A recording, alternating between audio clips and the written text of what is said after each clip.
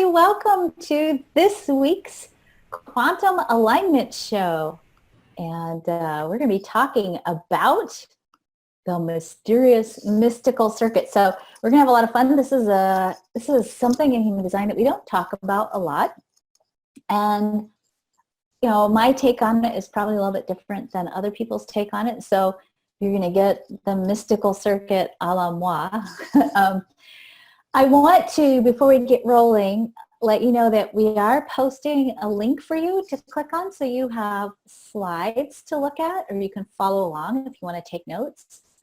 The reason I wanted you to have the capacity to really follow along and take notes is because this is a little bit of a different stuff than you normally see with human design. And I want to invite you to sit with it and contemplate it because I think it's really beautiful and profound. I want to start with a gentle reminder, and that gentle reminder is this. We all have all of the human design chart. We sometimes say, when we start talking human design language, we say, oh, I have this or I don't have that. You all have all of the chart. When you have something white in your chart or open, you experience that energy from the world outside of yourself. You take it in, you amplify it. That means you get to explore that energy in a variety of different ways, and that is ultimately one of your paths to wisdom. If you have definition in that energy, that means you have sourced within you your own consistent experience of that energy.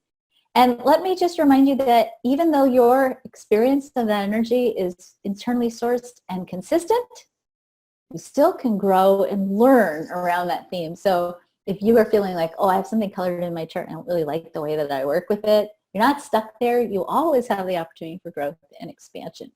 So as I'm talking about the mystical circuit today, I do want you to understand that I am looking at it in the context of the chart being a blueprint of possibility for our human experience. So this isn't just about your chart, although you might find some interesting elements in here that relates to your chart personally. So I encourage you, if you don't have your chart handy, get your chart out.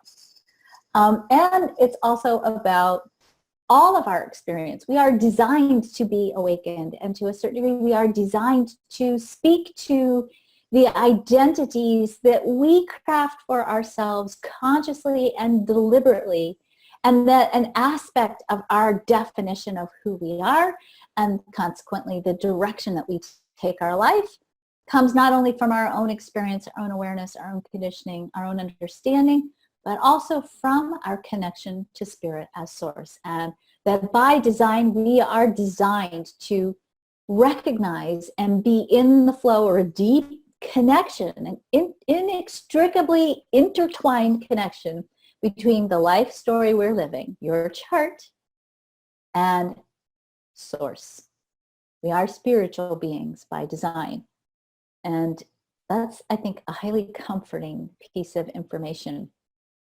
So as I walk through this, just be aware that I'm going to be presenting this much more as a general expression of the possibility for humanity. And you may want to, as I said, follow along with the slides. So, all right, so we are going to revisit the mystical circuit, or the journey of the soul, or the path of awakening in human design. So when we look at the mystical circuit, this is where the mystical circuit is defined. So if you can follow along, I know this is, hopefully this isn't as choppy on your screen as it is on mine. You'll see that the mystical circuit begins down in the root through the 1949, as well as the 3955, connecting the root center, which is the square at the bottom, to the solar plexus on the right. From the solar plexus, then the mystical circuit goes through the 3740 to the will center. Then from the will center through the 5125 to the G center. And then the G center through the 1020 to the throat. Contained within this circuitry is the template or the blueprint for awakening into the truth of who you are, which is you as a spiritual being in service to the cosmic plan. Now, that's traditional. That's traditionally the definition of the mystical circuit. I always have to include the 54 when I talk about it, as well as the 41. I think these two gates, the 54 being the gate of divine spark or divine inspiration that initiates business and the creation of physical, tangible resources from an idea, and the place where we make ideas or dreams come true.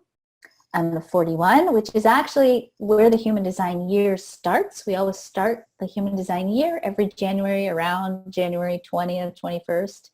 We start on the gate with the sun in the gate 41.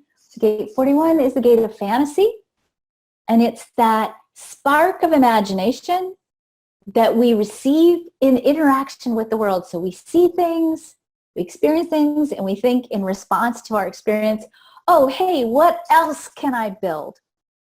The 41 embodies the idea that everything that's in physical creation, so if you sit down at your desk or you're looking at your computer right now, everything that's in front of you right now started first as an idea, a thought. And that gate 41 says at the beginning of every new year, what thoughts do you have? What ideas do you have that you'd like to bring into manifested form over the course of the year? So it's kind of cool. It's also kind of interesting that it starts down at the root, not at the head. That's a whole different class, and maybe we'll talk about that in our next Quantum Alignment show. We'll talk about the mechanics of creating and how it works in human design, because oftentimes our inspirations come from our experience in the physical world, not just, oh, I have an idea. Because as some of you may know from experience, that whole, ooh, I have an idea thing sometimes gets us into trouble if we're not following our strategy by type, right? So let's look a little bit more deeply into this circuitry as the circuitry of awakening. And I'm going to keep it really rudimentary and simple today, because I know that when we do the Quantum Alignment show, sometimes I have people who are very new to human design, and I don't want those of you who are more new to human design to walk away in need of some serious headache medication because you just got your brain slammed by data that didn't make any sense to you. So I want to try to ground it and keep it as simple as I can. And for those of you who maybe have a little bit more understanding or background in human design, I encourage you to kind of go to town with this in your own sort of awareness of the chart and your own understandings of what the chart means. But I will break this down and make it kind of simple. And I'm just kind of go sort of section by section through the circuit. When we talk about awakening and the process of awakening, one of the things that the human design system embodies so beautifully is what I call the 4 levels of consciousness. When we learn to surrender to our strategy by type, when we learn to really let go and live true to our design, we eventually move ourselves from what I'll call level 1 consciousness to level 4 consciousness. And that entire journey of surrender is actually kind of beautifully laid out in the mystical circuit.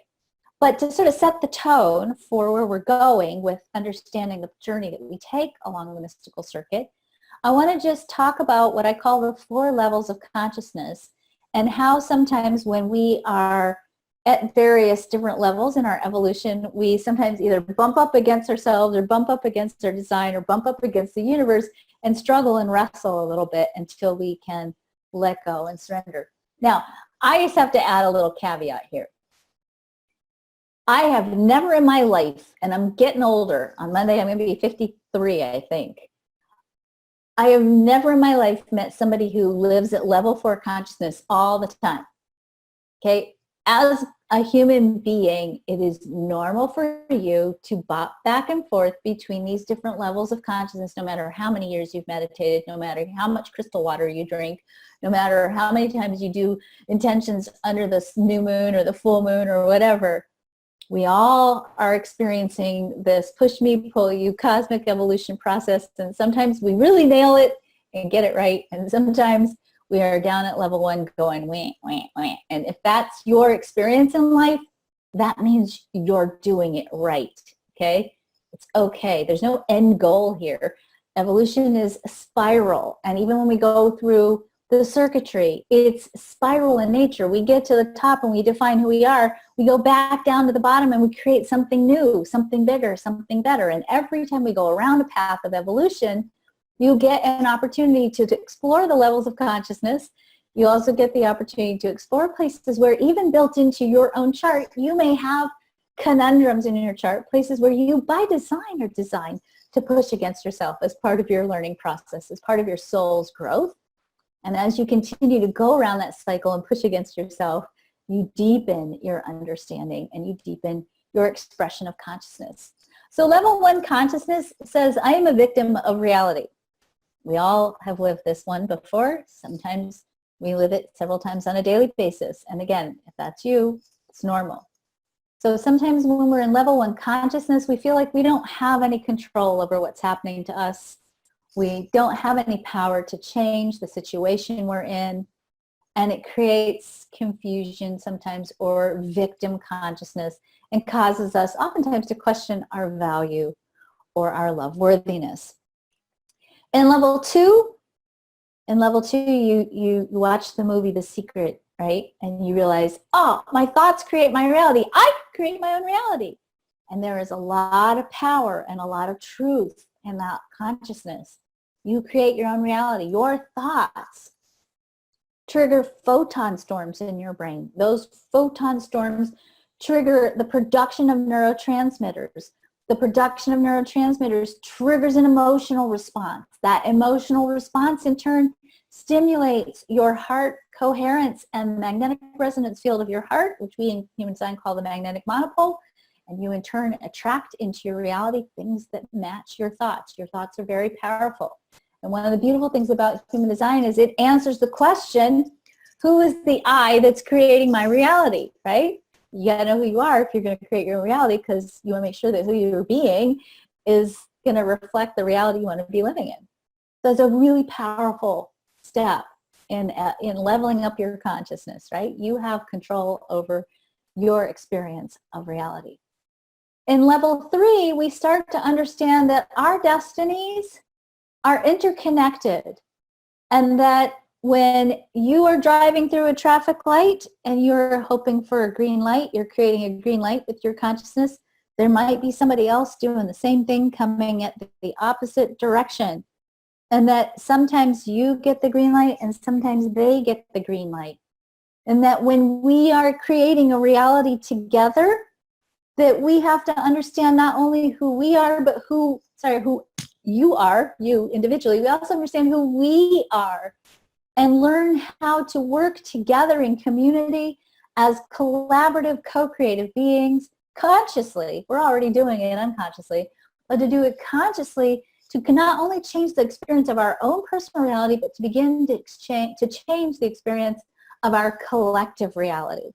And that's a beautiful, beautiful step that we take in the evolution of consciousness, and certainly one that I think is a vital place to be coming from as we face the challenges on the planet that we are facing today. In level 4 consciousness, again, we're not like playing a computer game. It's not like you get to level 4 and you're done. You get to go back and forth, and you probably will. In level 4 consciousness, you start to realize that there is an infinite intelligence that is ordering itself through you, and that when you learn to trust in the cosmic plan, the evolutionary plan for existence, and the loving nature of the evolutionary plan, and you start to realize that when you surrender and let go and let that plan work through you, the reality that we begin to create transcends, of course, not only what we believe is possible, the limitations sometimes what we think is possible, but it overrides our own personal ego, our own personal places of attachment to outcomes.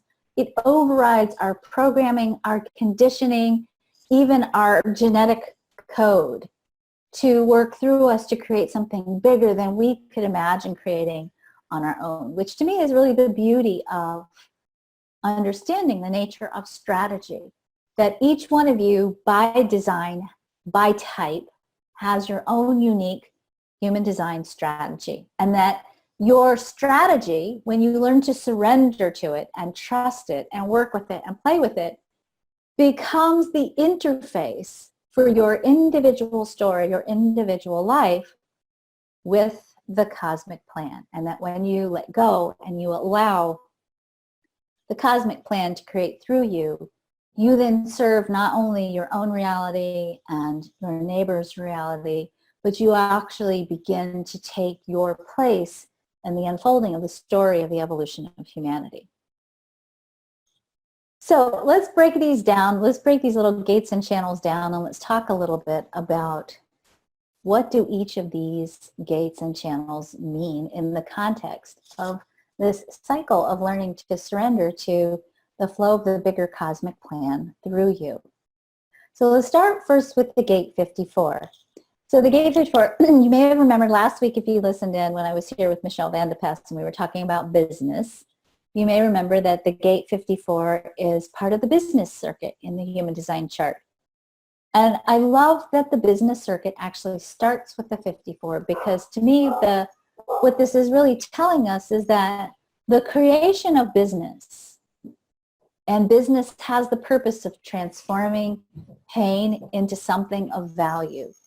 The business has the role of looking at patterns in existence and rewriting patterns so that we can create something even better. Business on its own has evolution kind of built into it. And because business starts on the 54, the idea of turning something from pain or transforming something from pain into value or pain into power always starts with a divine spark, a divine idea. The energy for business and the initiation of business is the same as the energy for enlightenment. And that business in and of itself is actually a spiritual or an enlightened endeavor.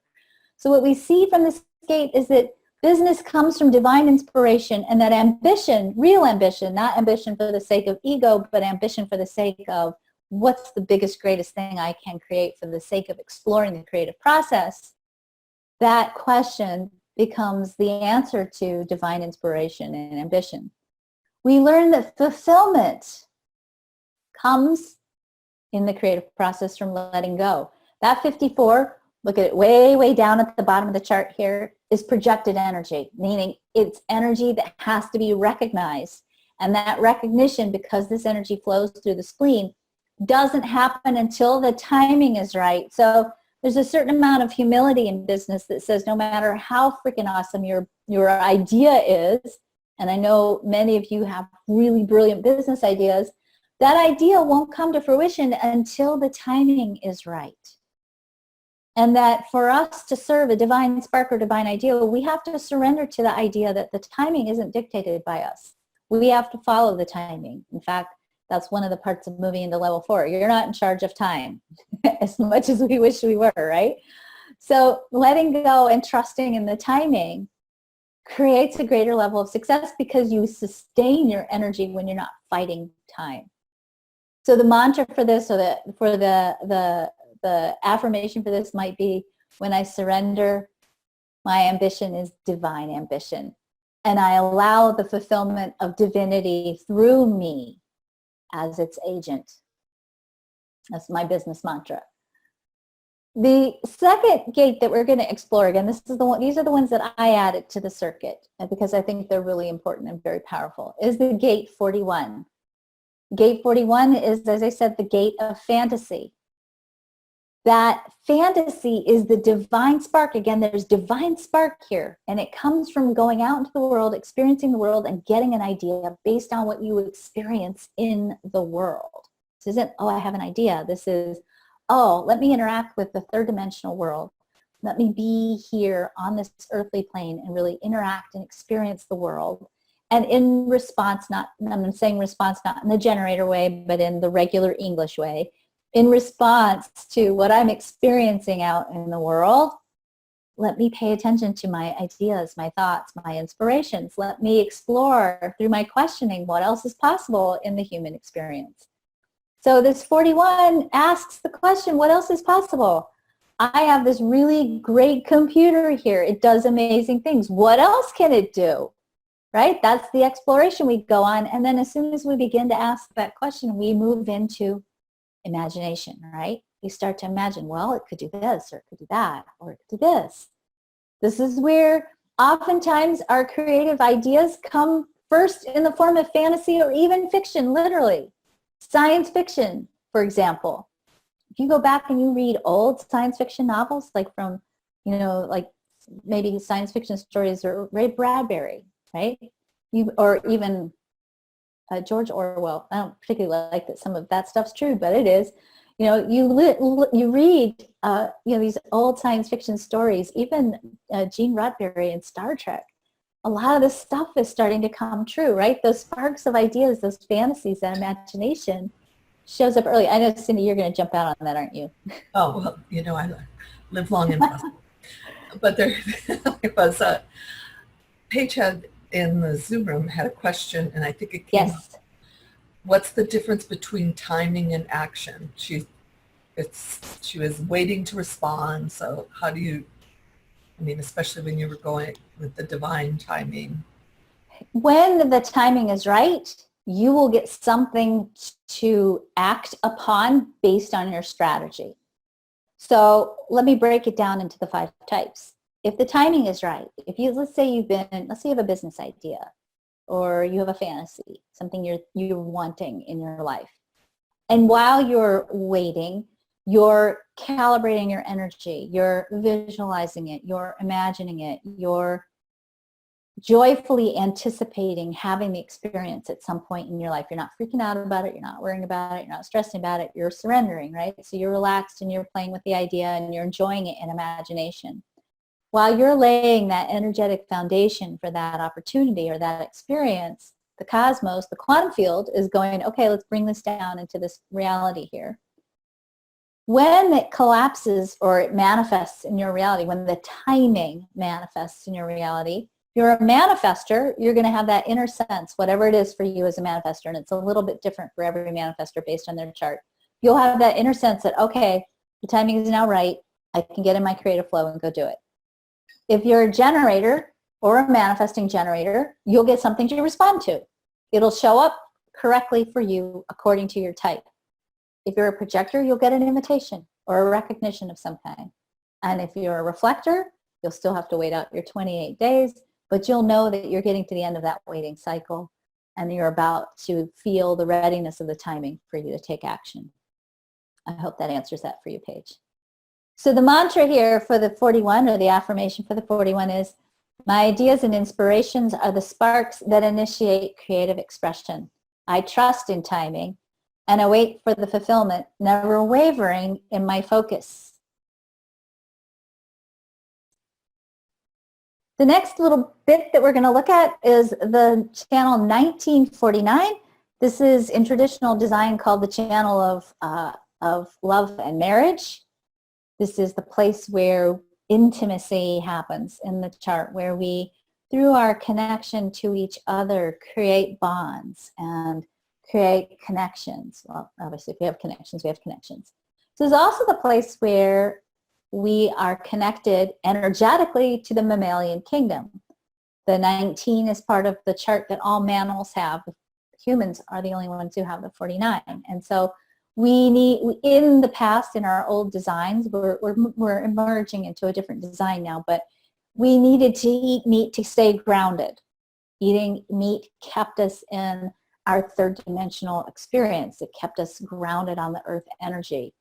As we break this bond, because as we're evolving, this channel is actually changing in the way that it works and it's coming apart, our need to eat meat to stay grounded and to be part of the earth energy is changing.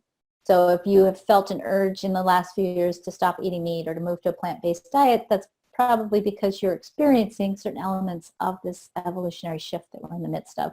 That's another whole quantum alignment show, which we could do later. But this channel is all about having this, being and sensing what's necessary to create good, strong, and loving bonds. Because this energy is actually in the midst of a shift right now, the ways in which we bond are changing. It used to be, just think about this for a minute, and this is sort of a sobering thought. Marriage used to be a business contract. I mean, it still is technically a business contract. It's actually a legal contract, right? But it also used to be a business deal, right?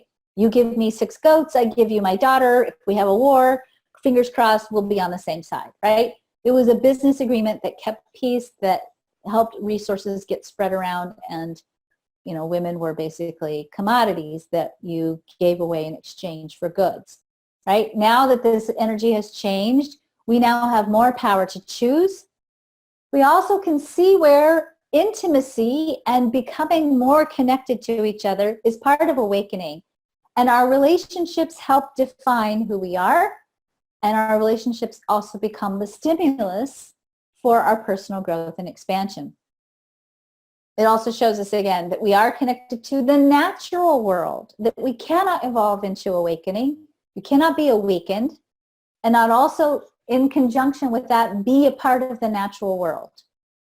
So humans are not separate from the natural world. We're part of the natural world, and I promise you we cannot evolve without each other. The natural world and the human world, or the human condition and the natural world, are inextricably connected. And in order to wake up, you need to be awakened along with a sense of responsibility for the natural world. And the natural world can facilitate for us tremendously the path of awakening. If you haven't read it yet, go read The Hidden Life of Trees. There is a whole ton of new research that's showing that when we go into nature, it not only changes our electrical energy, it's actually a great thing to do if you work in front of the computer a lot. It actually can get your energy field restored to its natural healthy balance.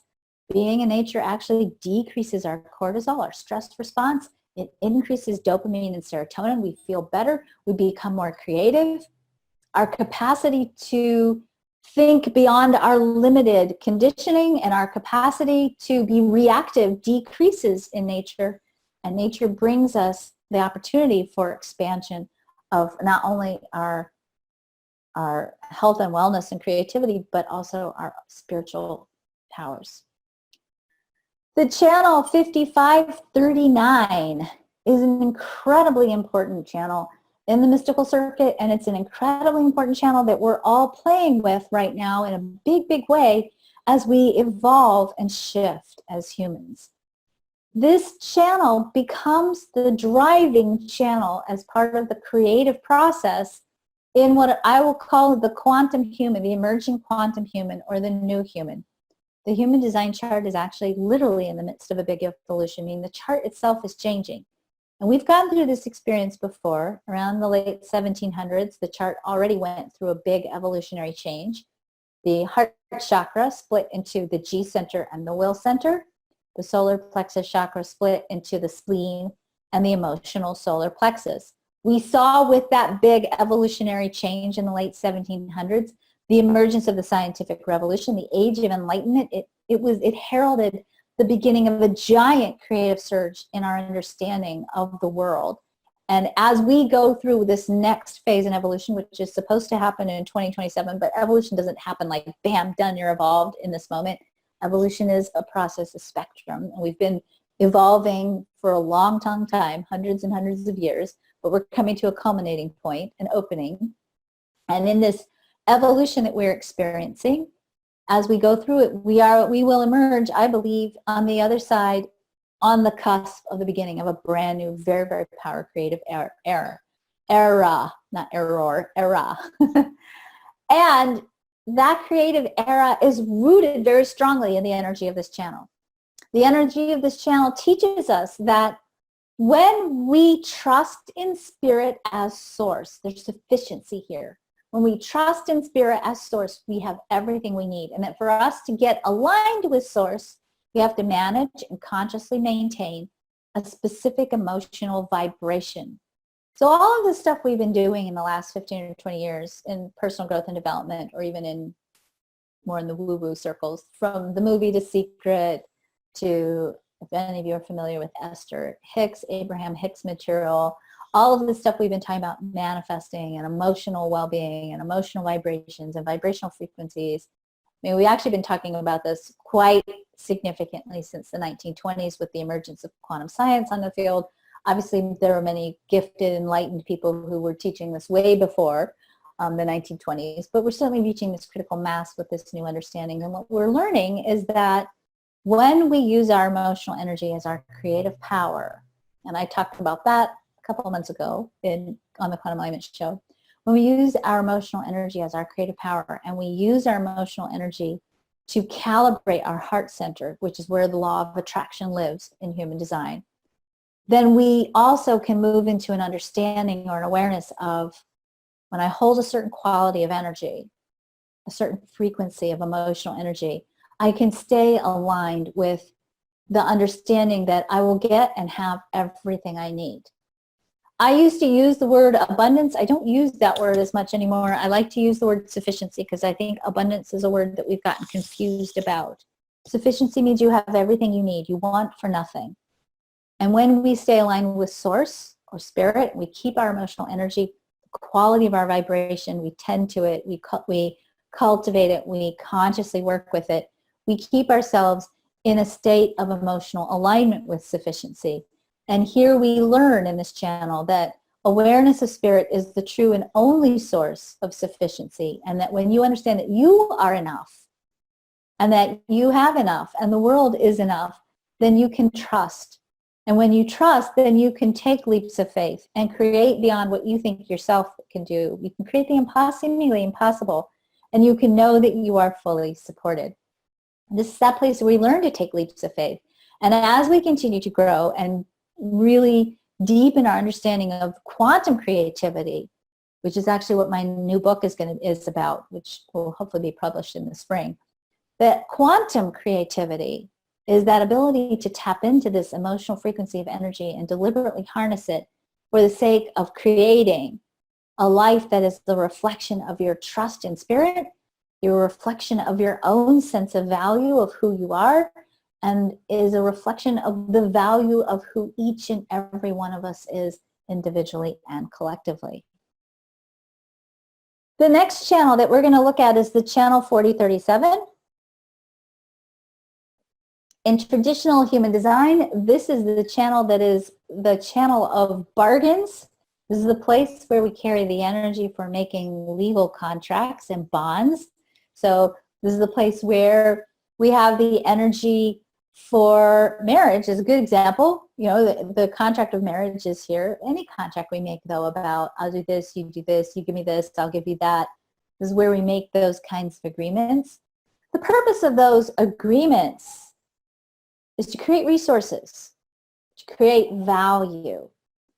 And interestingly enough, the energy for value, by the way, is located in the heart center. So again, this is that place where when your emotional frequency, because this comes off of the solar plexus, pointing to the will, the heart, when we calibrate and consciously tend to our emotional energy, this is the pathway that that energy takes to get to the heart. And that this channel is not just about community, which is the other thing that it is about. It's not just about contracts, it's also about community. And it's also about trusting that you have all the resources you need to not only be taking care of yourself, but to stand in a place of peace. Personal peace and sustainable peace for the planet. We all know we have enough, and we all really get that, and we all live that and hold that frequency of energy, and we shift this collectively, then there will be peace. Because why do you need to fight if we all have enough? Because nobody's going to be more than, or nobody's going to have more than. That whole more than, less than model goes away. And we begin to create from a totally different place of not what can I get or what do I need to hold on to, but rather what else is possible for us on this evolutionary journey. There is courage here. It's the heart center, and it's the courage to accept yourself as a spiritual being. It is the courage to surrender to service, that courage to surrender to doing the right thing and holding to the right contracts, even if you're scared and you're afraid that maybe it won't work out for you. That place of trusting is that place where we find peace in accepting others. It's the strength to foster acceptance of ourselves and others, to not feel like somebody else is less than, or somebody else, because of their less than-ness, is coming to take yours. And it is also the courage to know that you have support, and enough, and to act as if you do, which is an incredibly inspiring force of energy to help us all do the right thing. When you know that you're supported and there is enough, then we have the energy and the courage then to take the bold steps to be in a place of service to others, to make sure that we lift that quality of enoughness, to not experience it only personally, but to make it the baseline for the planet. The channel 2551, sometimes called the channel of awakening. This is a really powerful channel. This is the connection between the personal self, the ego in the red, the will center, and the higher self or the cosmic self in the G. That personal self, the ego, when it's living out the lowest expression, and that lowest expression of the ego comes from lack. I don't have enough, or I am not enough. When we think we don't have enough, or we think that we are not enough, we overcompensate. And we either overcompensate by hoarding physical, materialistic things, right? I'm afraid I'm not going to have enough, so I'm going to hoard. Or we do it by overcompensating with who we are, right? So that egotistical swagger, that being in your ego that we don't like so much, that feels very uncomfortable when we witness it because we know it's overcompensating, right? So we overcompensate when we think we don't have enough.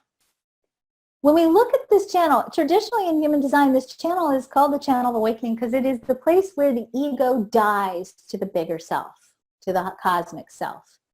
Our ego, our personal self, who we are, is designed to be in service to the world. That's not martyrdom, by the way. Martyrdom is just another expression of overcompensation. I don't think I am enough, so I'm going to sacrifice myself.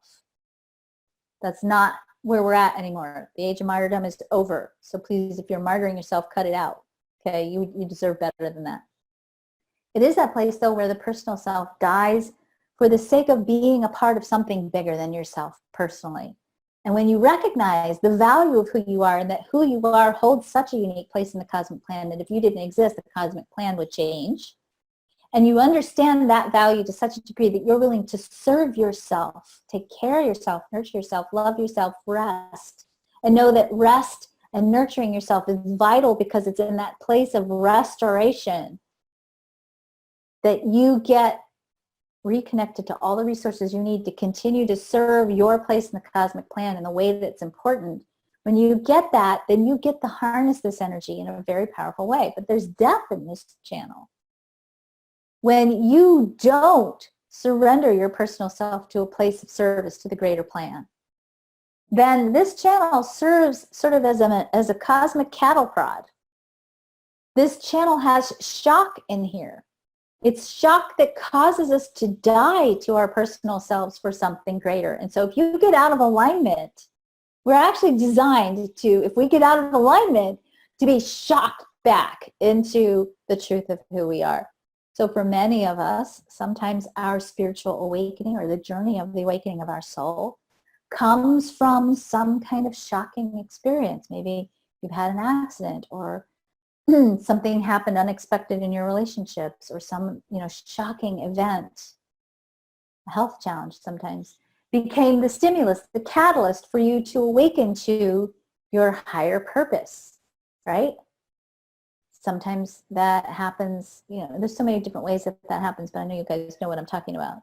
That when we experience the pure energy of this channel, we recognize that sometimes unexpected cataclysmic events are there to wake us up to the bigger role that we play in the cosmic plan, the bigger purpose and meaning of our personal lives. Then we get to really explore this energy more deeply and hopefully set ourselves up to not be shocked again. So when you start to get off your path, the cosmos shocks you back onto it. So here we learn that we honor the self as a vehicle for the divine. We learn to recognize that the personal self has finite power. You can only do so much with your willpower. But when you surrender, when you let go of your personal power, your spiritual self has infinite power. And that power then takes your life in the direction that it needs to go, because that G center is direction-giving energy, right? When we surrender, then the G, the monopole, that law of attraction, electromagnetic force in our heart, that magnet, that attracting magnet, begins to draw into our experience the things necessary for us to change the direction of our reality. This is where that whole thy will, not my will, you're not really surrendering maybe, I don't think necessarily to some personal God, but you're surrendering to the cosmic plan. And it's in that surrendering that you gain access to greater power, not less. It is also a place where we see the death of tribal and collective belief systems. This is a very personal transformation. And that sometimes this transformation goes beyond what our tribe, our family, or our collective, our systems have told us is possible for us. This is that place where we transcend the limitations of our identity and step into this place of being sacred stewards for divine light and divine direction. And from that surrender to that stewardship, or in harnessing that stewardship, we begin to serve something greater than ourselves individually. Last but definitely not least, we have our final channel here, the 1020. The 1020 in traditional design is called a verbal gunslinger. It is, when you see it in relationship composites, or if you see it in somebody's chart, I have 2 children with this in their charts. And I have 1 child that I have an electromagnetic with this, so I know this energy really, really well. It can be an energy that when you're in it, or if you carry it, or if you're experiencing it in your relationships, it causes you sometimes to really say things sharply, meanly sometimes. People who carry this energy can have very pointed tongues and be very, very clever with the language that they use, and it can be harsh. And if you can encounter this energy, if you don't normally have it when you encounter it, sometimes you might find you say things that you would normally never say to anybody when you're in the energy of the 1020. So it's kind of funny sometimes when we think about it as being part of the mystical circuit, but it's also language, or the ability to use language not just to tear people down, but to also lift people up. In this channel, we have, first of all, the gate 10, which is the gate of self-love. Sometimes when we're using the 1020 in a negative way, it's because we're questioning our own lovability. We're hurt. We feel victimized in some way. So we lash out verbally, right, at someone else because we're hurting. It's kind of like when, an animal gets injured, right? We lash out. But that 1020 is a voice from the G to the throat. It is a voice that speaks from I am. That's actually the voice of this channel, I am. When we look at spiritual literature, we know that when we say what we are, when we use the phrase I am, we are defining ourselves. We're putting language to our identity. And what we are, what we say we are, we ultimately have the capacity to become. That the phrase I am is a very, very powerful phrase. So when we use affirmations, for example, we're using I am statements, right? I am now wealthy. I am now spiritually fulfilled. I now have a powerful connection with Source. I am deeply supported. I am in service to the greater good, right? These are powerful, powerful creative statements that we make that come from this channel. But it's an interesting channel because it's a channel that has the potential, as I said, to give direction, to wake people up to the power of love, self-love in particular, but greater love to speak of, because the G is also the center for love. It is a place where we give direction to love. We speak direction to love. It is a place where we are enlightened, but it's what we call a projected energy in the chart. Enlightenment is not about jumping on a stage and proclaiming, I'm so enlightened, although those are awesome words, but it's about waiting until people ask or recognize your enlightenment. And from that interaction, that recognition and that invitation, you then begin to use language with someone else that lifts them up, that empowers them, and also gives them direction and gives you direction to be in a place of service. It is the empowerment of others through how you be. It's who you be that changes the world, not what you do.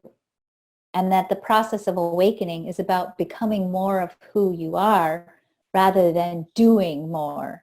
So obviously, as you go through these different steps, there are different tangible, physical, spiritual activities that you can do on a consistent basis to maximize the way these energies work through you. And that's actually part of what I'm going to be talking about in my new class about the mystical circuit. What do you do with this information? How do you make it tangible, and how do you put it in practical ways in your daily practice of living? But ultimately, it's not so much about what you do, it's how you use what you do to cultivate who you are. And when you are who you are, and you are consciously expressing this embodiment of spirit, it's through that beingness that you make your contribution, because there's no one else that can embody you and your spirit and your life story in the way that you can. That's the unique role you play in the cosmic plan. And when you hold that space for yourself to be that fulfillment of who you are, your beingness inspires others to do the same. That's huge. And it changes the game to a certain degree around the conversations that we have around purpose. You know, we talk so much about, I'm going to live my purpose. I got to go do my purpose. You are doing your purpose if you're breathing right now. So hopefully all of you are breathing. So you're already doing your purpose, because your purpose is you. Being your purpose is part of your purpose, not doing your purpose. It's also about trusting in correct timing. You got to wait for the recognition, right? And it is defining the self in the flow of divine energy, and defining the self in the context of love. What were you about to say, Cindy? Oh, well, as you're finishing up, there have been some questions, comments. I'm ready for them. I am so ready for them. But I just want to end my little slide presentation with my wish for you today is that may you have the courage to take your place in the divine puzzle, because you have a place in this puzzle that no one else can occupy. And when you be that place, when you be in that place as yourself, you are serving the puzzle of life. You are making that puzzle come together beautifully, and we would not be who we are without you. So, all right, I'm ready for questions. Cindy? Ready for questions? Yay. Okay, so way back towards the beginning when we were talking about timing, Jay asks in the Zoom webinar, how do you know if the timing is not right versus the idea is not right for you? That is such a great question. So here's how I would tell you. If the timing is right and the idea is yours, you'll get something in your outer reality that's going to let you know, and it'll happen to you correctly according to your type. So back with what I said when I answered Paige's question, if you're a manifester, you'll know it's the time to take action. If you're a generator, you'll get something to respond to. You're a projector, you'll get an invitation. If you're a reflector, you'll have that opportunity to wait out that wave, or not that wave, the cycle of the reflector. So to a certain degree, you know, when I talked about level 4 consciousness, where you let the cosmic plan work through you, that all of this teasing about figuring it out, and what do I do, and all these little nuances that we talk about, like, well, how do you know when the timing is right? You know when the timing is right because if you live according to your strategy, the cosmos will unfold it in front of you in the way that's right for you. And strategy is not subtle. This is the thing that's really important to understand. I think sometimes we are afraid that strategy is going to be super subtle. Like if I'm a generator and I wait to respond, well, what if I miss it? You won't miss it because your whole body will go, that's the right one. You'll feel it. If you're a projector, you're not going to miss the invitation. When you get a real invitation as a projector, it's almost like it's delivered to you in slow-mo, and you'll feel it coming at you, and you'll get it. You can't miss it. And I think this is that place where we're afraid, oh, we're going to screw up. Oh, we're going to get this opportunity to awaken, or we'll get this opportunity to do this great thing, but we'll miss the signals from the universe. You're not going to miss the signals from the universe. And the truth is, if it's really right for you and the timing is right, especially if you're emotionally defined, you'll get multiple signals. So, next question. I was going to say, you get multiple signals, or it'll come around again in a different form. Totally. The cosmos wants you to follow the opportunity. If you're not listening for whatever reason, you'll get another chance. It's a very forgiving universe. And this is, I know, another class that you probably did. What are the conundrums of a chart? I think you mentioned that way in. Every chart has built into it what I like to call a conundrum, meaning everybody has aspects within their chart that are we're kind of against themselves. Not because you're designed to torture yourself, although we do a good job of that sometimes, but because you are designed to push against your own inner being, your own inner psychology, so to speak. And part of the purpose of that struggle is to deepen your own mastery of yourself, to master whatever it is you came here in this lifetime to master, so that you can become the fullest expression of who you are.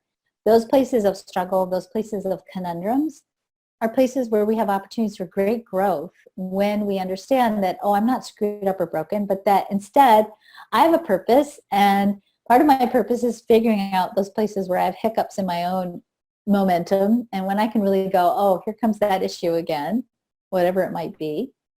And you start to go, that issue is that place where I forge my strength, my power, my understanding, my mastery of who I am. And you use that as your pushing off point for growth and expansion. You then become a more evolved expression of who you are. Okay, and there's been a lot of questions both on Facebook and in the chat about, and I know that you talked about it at the very beginning, and Leslie wanted to remind the newbies about this. What if you only have, because we talked about what if you have none of the mystical circuit, or what if you have half? See, I knew that was going to happen. That's why at the very beginning I said we all have all of the chart. So if you are going, well, I don't have any of the mystical circuit, I guess I'm a rock. No, you all have all of the circuits. You all have all of the mystical circuit in your chart. Some of you have it defined color in, some of you have it open. Wherever you have openness is where you have variability in how you experience that energy. Where you have definition is where you have consistency, but you all have it. And when we look at this information, I did the same thing last week when I talked about the business circuit. You all have all of the business circuit in you. It's part of being human. We have this potential for doing business when we're humans. When we understand that the chart is a template for the human experience, and we look at what are the parts in this template, it starts to give us a different way of engaging with our understanding of the chart, and most importantly, with our understanding of our human process. We are designed to be spiritual beings who surrender our personal story to a place of service. We are designed to be the fullest expressions of who we are, and that is the place of awakening for you, and that is your place of service in the cosmos. Your job in this lifetime is to be the best expression of who you are. That's your cosmic job. So Leslie Van Winkle in Zoom room was just commenting, there's no lack to our mystical connection. And for the people that don't, Leslie is a reflector, so it's not subtle. For me, people like Karen use language and words that mirror what I've been writing and journaling about.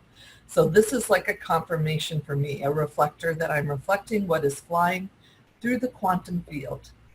And it's comforting for me to get that reassurance that I'm in the right place. You're in the right place, Leslie. Beautifully so, by the way. And on Facebook, Leslie Marie Luther asks, what happens when two people are starting a business together, and one is, say, a generator and one is a projector? Both have to wait for something outside of themselves. Do both people wait until at least one of them receives an invitation or experiences having something to respond to? They can't really invite each other? Yes. So here's what happens. And this is, again, that place where you have to have faith and experiment.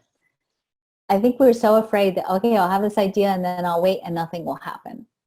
Or what do I do while I'm waiting? So here's what you do while you're waiting. While you're waiting, you build the foundation.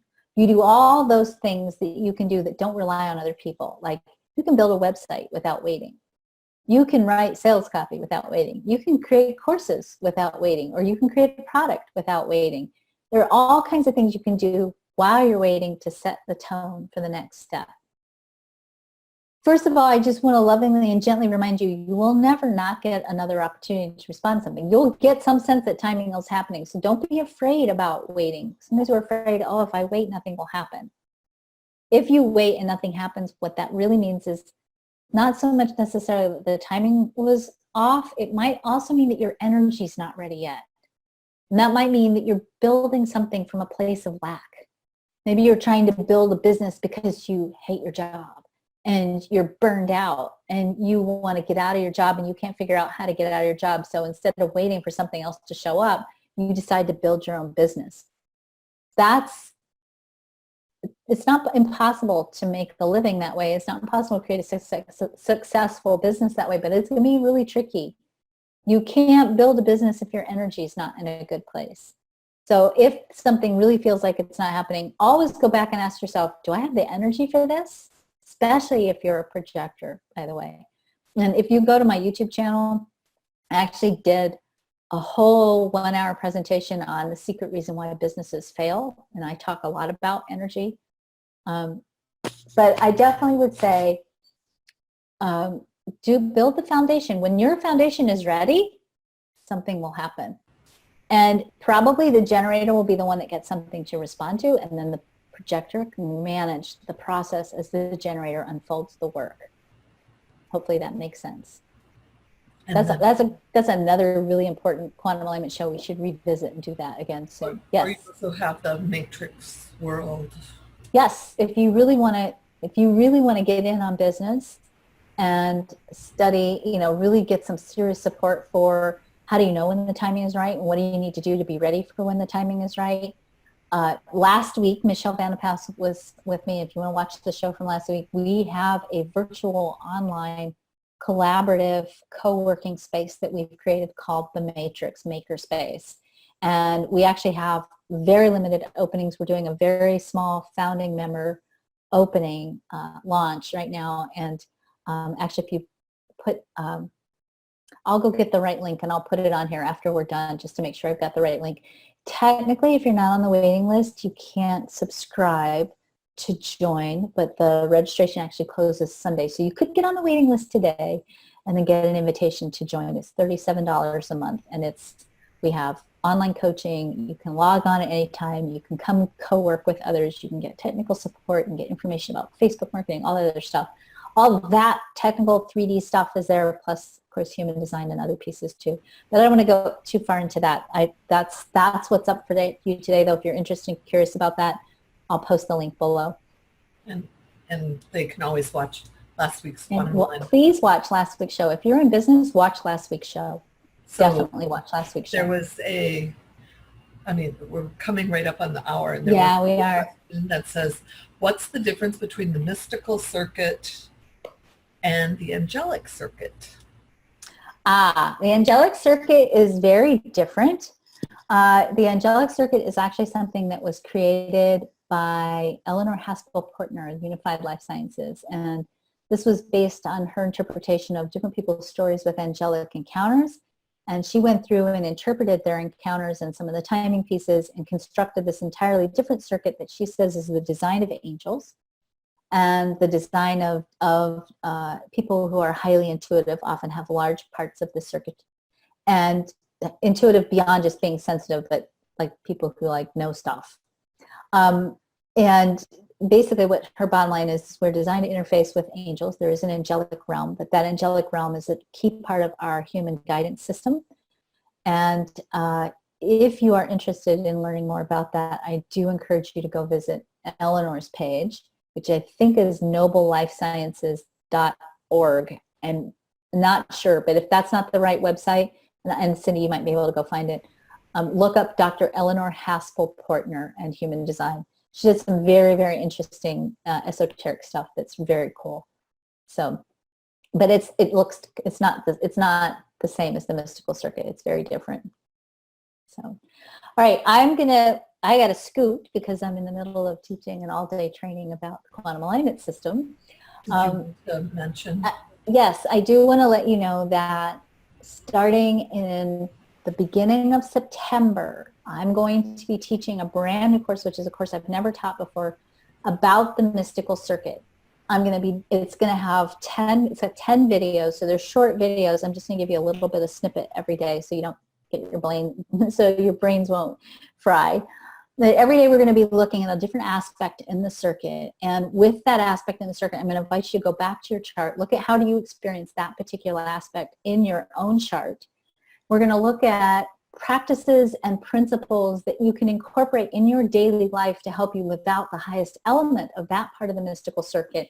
And we're going to use the power of the mystical circuit to stimulate a deeper connection with you and source, and a deeper connection with you and the truth of who you are, so that you can really use this circuitry as a conscious way to harness your energy for the sake of creating a reality that is in service not only to yourself but to the greater good. So Cindy's going to post the registration link in, is that right, Cindy? You have the registration link in the chat here on Zoom, and if you're on Facebook, we'll put it below on Facebook. And stay tuned. This class, by the way, is a class that is going to be offered only on a pay-as-you-can basis. The recommended donation for the class is $97, but I don't want anybody to not have access to this information. I try to once a month teach a class that is open to everyone. So if you feel like you really want to be in that class, you want to have access to this information, you want to use it for your own sake, pay what you can. There's no, every time I do this, I get emails from people who are like, I'm so ashamed that I can't give more. Pay what you can. I want you in the program. If you feel called, come to the program. It's not about the money. It's about your presence. Yes. You have like a minimum, but if they can't reach, they can't pay the minimum, if they just email us, we'll get them. Yes, please. We do ask that if you can make a minimum donation of $20. If you can't, send us an email. You will not be left out. Okay? All right. That's it. The training will start around the beginning of September. Yes, it'll start after Labor Day, when we're all back in the game, right? We're all back in the game at Labor Day. So, all right. Thank you all so much for joining me. Thank you, Cindy, as always, for being my wing woman. Thank you all for holding your place in the cosmic plan. You might forget some days how important that is, but I just want you to remember that if you're not in your space in the cosmic plan, then the plan changes.